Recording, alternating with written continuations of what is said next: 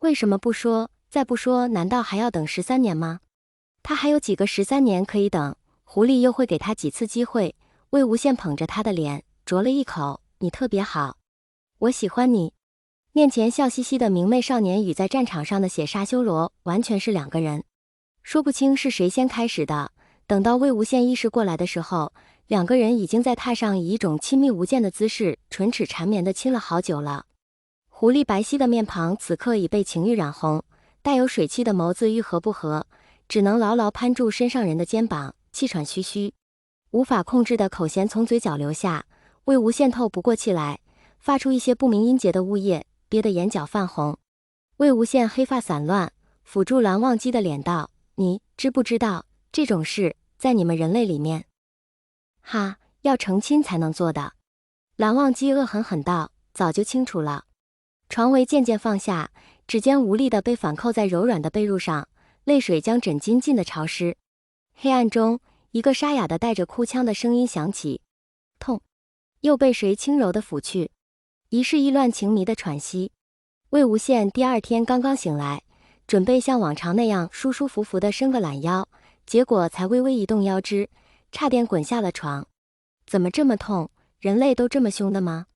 那为什么那些新娘子出嫁时候都笑得这么开心，痛得很好玩吗？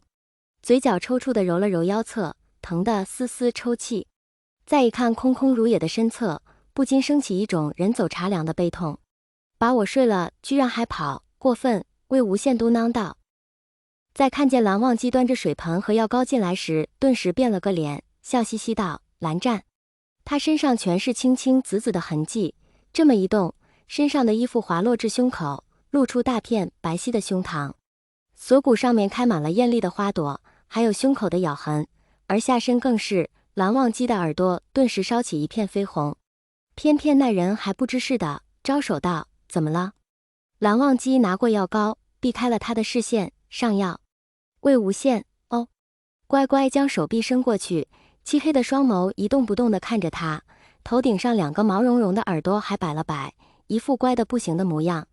等查到一半，魏无羡后知后觉道：“不对呀，我是九尾，根本用不着这些药膏，我自己可以修复的呀。”蓝忘机正在上药的双手顿时愣在了原地。魏无羡轻轻眨了一下左眼，道：“但我喜欢你给我上，来来来，我们继续。”蓝忘机、魏无羡、蓝湛，你昨晚上好凶。我一开始以为你们人类成亲就是亲亲嘴，最多抱抱就没了，谁知道你居然还咬我，你难道不心疼吗？还有最后，我喊痛了你，居然还捅得更用力了，这都是什么道理啊？蓝忘机再也听不得他的这些无意识说出却字字都在撩拨的话，隐忍道：“别说了，可是我长着一张嘴就是要说话的呀，你好霸道。”蓝忘机无奈道：“只对你一个。”敲门声响起，一个清亮的少年声音传来：“韩光君，早饭我送来了。”魏无羡立即脸现警惕之色，炸了毛。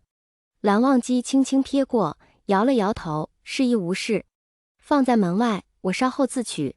蓝思追微微怔然，韩光君每次都是亲自下来用饭的，这次这么晚没用饭不说，送到了门口居然还不开门。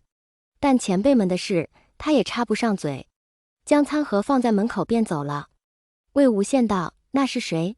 蓝忘机：“算是我的弟子。”魏无羡奇道：“你都有徒弟了？”蓝忘机眼神示意他，毕竟已经过去13年了。魏无羡道：“好吧，不过等上完药我就得走了。我到底还是妖，被发现在你房里不好。”蓝忘机摇摇头：“无妨。”魏无羡笑道：“你什么都无妨，我可舍不得你被罚。”将人的脖子搂住，拉下来一顿亲，更何况我可是九尾，被发现了我可是要被仙门百家得而诛之的。蓝忘机道：“我在，不会。”魏无羡抬起手搔了搔蓝忘机的下巴，道：“那边的那个我，你准备怎么办？”蓝忘机不发一言，低着头似乎是在思考。魏无羡急道：“你不会还想着用灵力养着吧？还是你更喜欢他？”蓝忘机，这人真是毫不讲道理，明明都是他，偏偏要去吃以前自己的醋。魏无羡委屈道：“你要知道，我才是那个一直陪着你的，我才是那个和你上床的。”蓝忘机将怀中七扭八扭的人搂紧了，道：“不会。闹也闹过了，到底还是要认认真真的思考这个躯体到底该如何。曾经是九尾的少年躯体，被蓝忘机这样的修士用灵力又养了13年，这副身躯自然是利用价值极高。虽然魏无羡现在根本不会受这副躯体的影响，但到底是曾经的自己，虽说他下得去手，但终究还是有一点不自在，更别提蓝忘机了。魏无羡叹道：罢了罢了，我把他带在我身边，反正他和我本是一体，不会有多大问题的。提手一挥，少年的躯体就入了腰间的乾坤袋中。魏无羡拍了拍腰间的袋子，捏住蓝忘机的脸道：以后不许看他，我们狐狸可是很记仇的，你若是看他，我便不再理你。